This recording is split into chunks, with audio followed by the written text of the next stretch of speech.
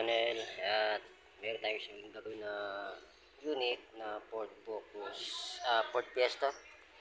So ang isa ito is papalit tayo na yan, water pump. So mamaya mga boss, i-update ko kayo.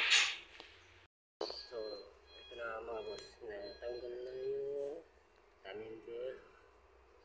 Yun yung water pump papalitan. So ginamit na namin ng tools. Yan, special tools.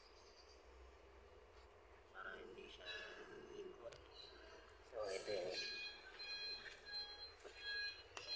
timing belt kasi yak-yak na. Yan. So kasama na rin ito sa papalitan mga boss. Hello mga boss, at ito na yung timing belt ng Ford Fiesta. So yan, original na timing belt, kakabit namin dito yan. So yan ang mga boss, na kabit na namin yung timing belt. So nilalagyan namin ng timing belt lang para may belt kami.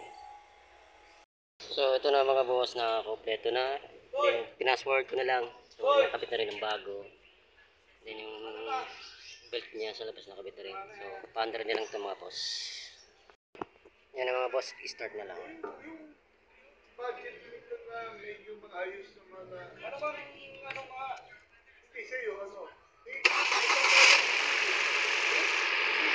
Yan na mga boss, start na yan. So bits na bits na. So huwag kalimutan mga boss, follow, like, and share, and subscribe ko. Maraming salamat.